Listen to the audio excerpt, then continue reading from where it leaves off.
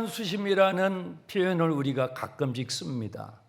겉모습은 사람인데요, 속은 짐승과 같을 때 그런 대상들을 향해서 이런 말을 씁니다. 오늘 본문에 나와 있는 가인이 꼭 그런 사람이에요. 나는 모르는 일입니다. 내가 내 아우 아벨을 지키는 자입니까? 자기가 죽였거든요.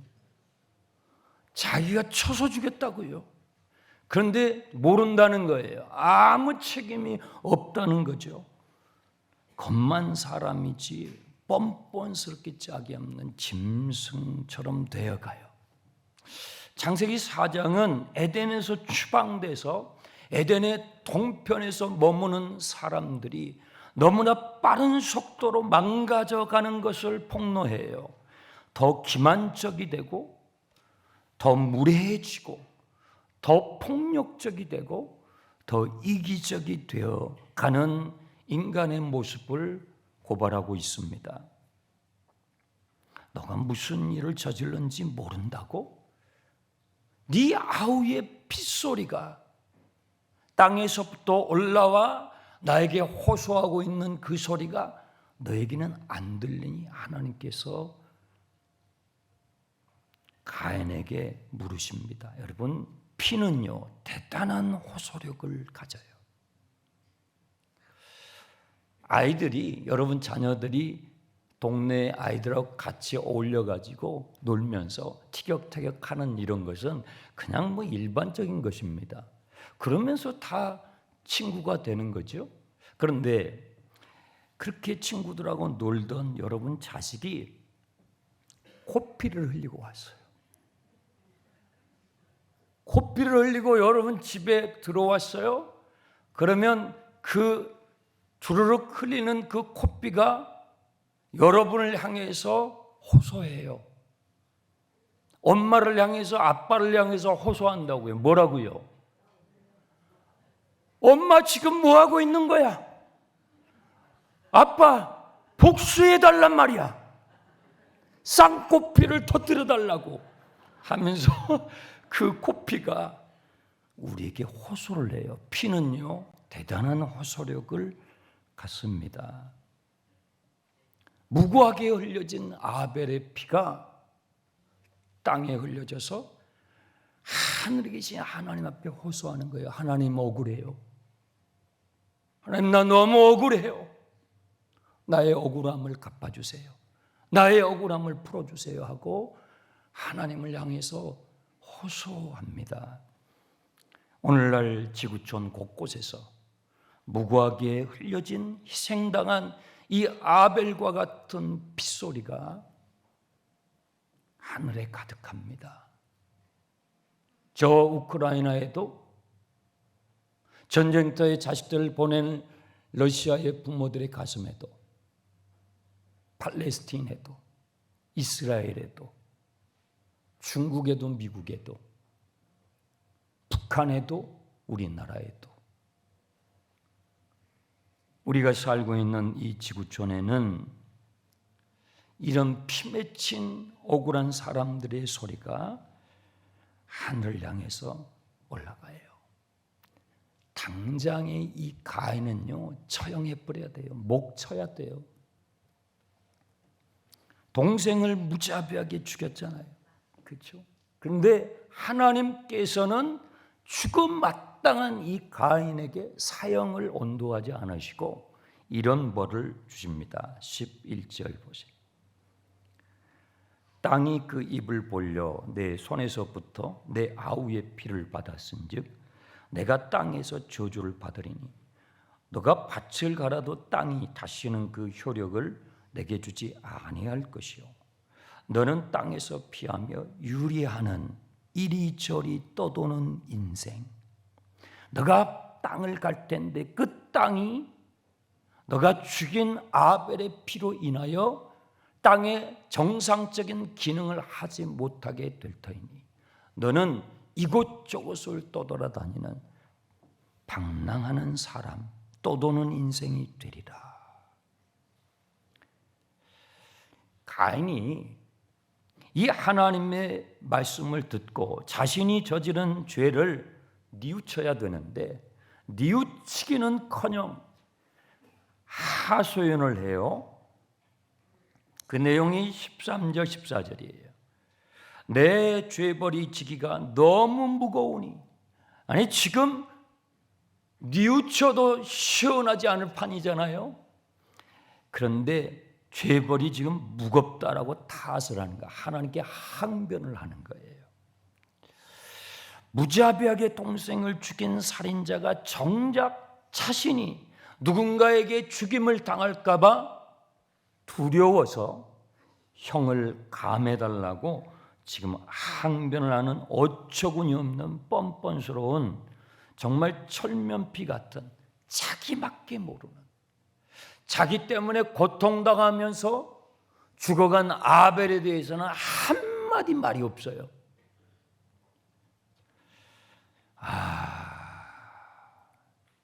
지독한 자기 중심성, 이것이 죄의 본성입니다.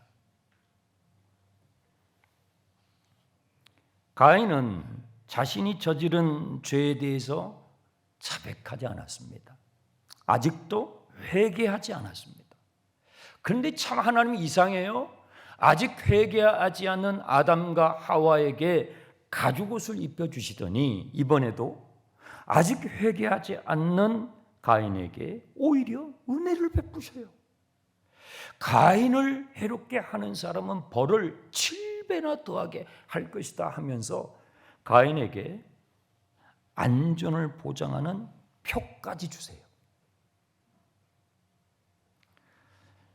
참 우리에게는 불편스러워요. 성경을 읽을 때 이런 구절이 나오잖아요. 그러면 너무 속이 상해요.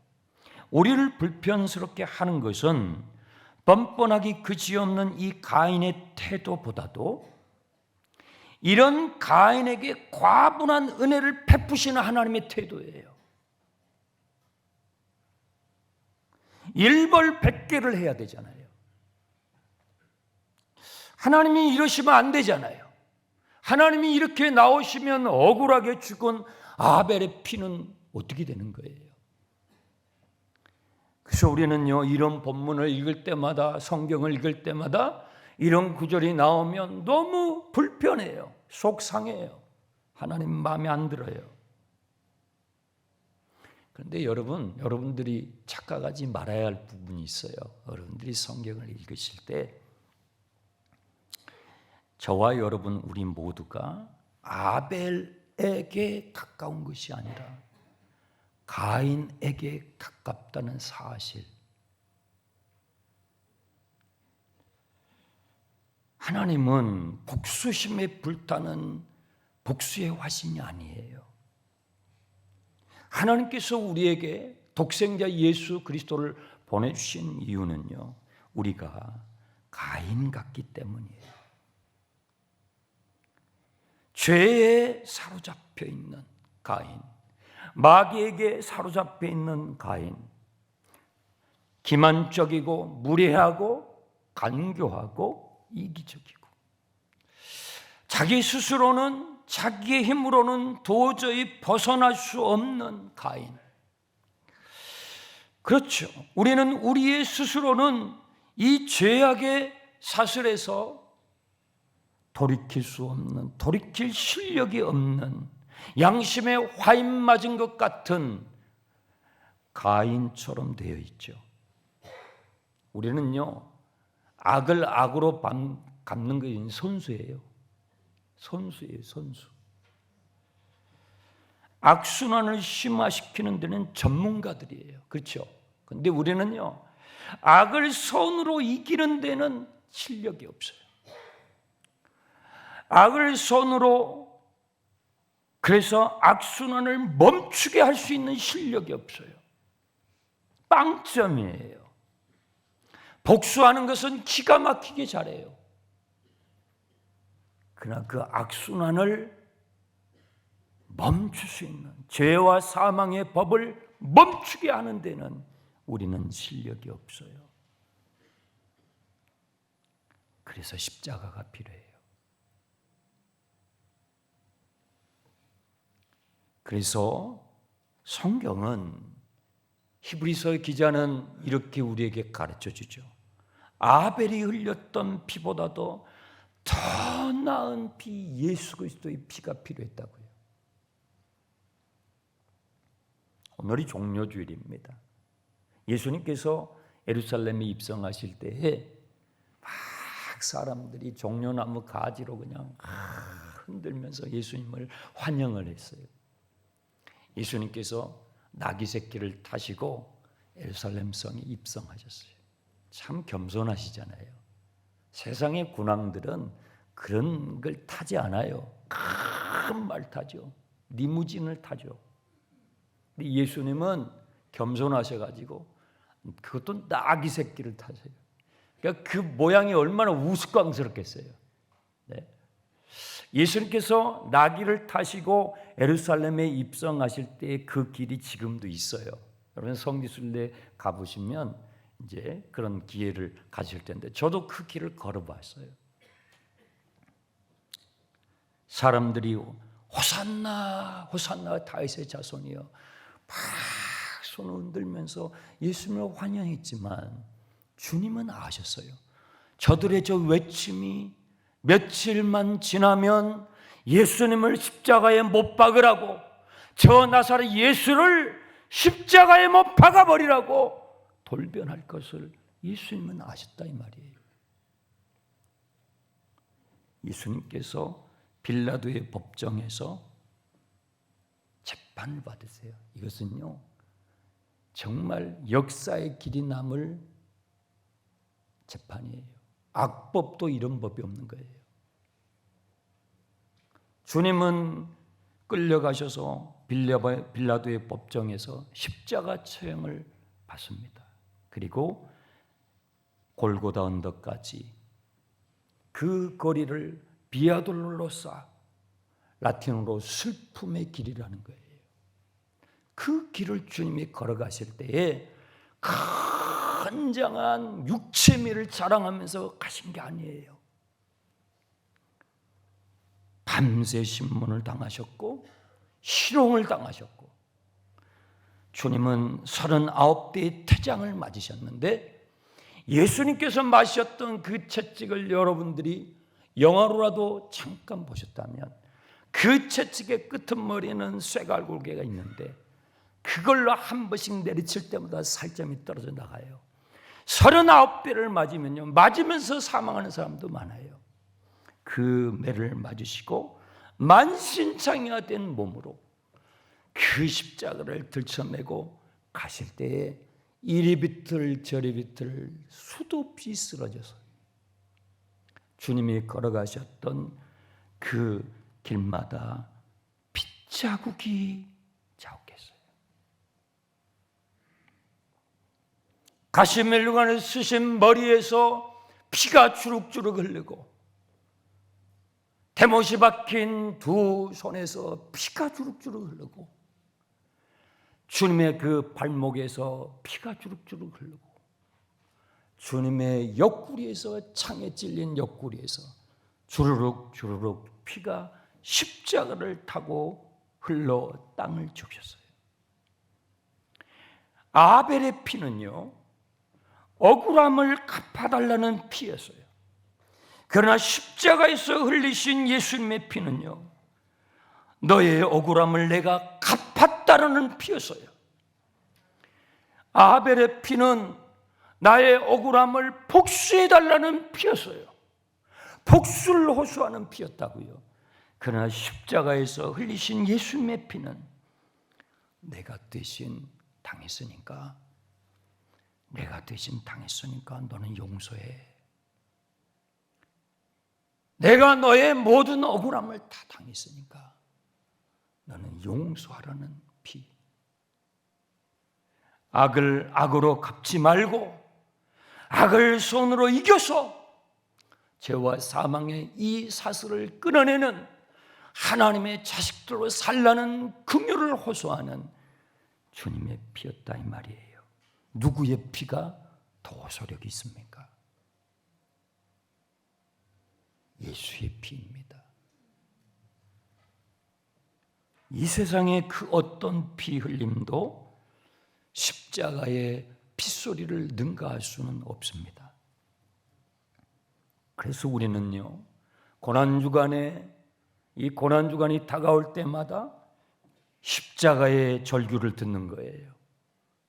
주님의 성찬을 먹고 마실 때마다 그 십자가의 절규를 듣는 거예요.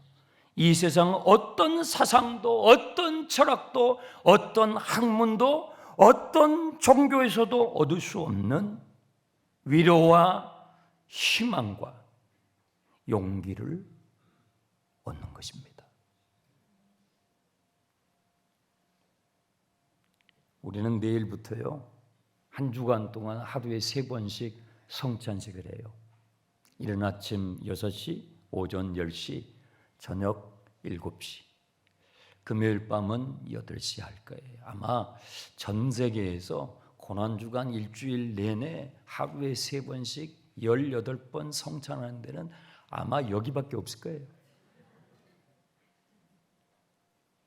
최소한 한 번 이상 나오세요. 그렇게 하는 이유는요, 여러분 최소한 한 번 참여하시라는 거예요. 나의 살을 먹고 나의 피를 마셔라. 내가 찢긴 너를 위해서 주는 내 살을 먹고 내가 흘린 나의 피를 마셔. 그래서 분노를 부추기는, 여러분 우리가 사는 세상은요, 분노를 부추겨요. 증오를 부추긴다고요. 복수를 부추겨요. 이 복수의 시대, 이 분노의 시대를 이기는, 선으로 악을 이기는 그 힘을 얻으시길 주님의 이름으로 축원합니다.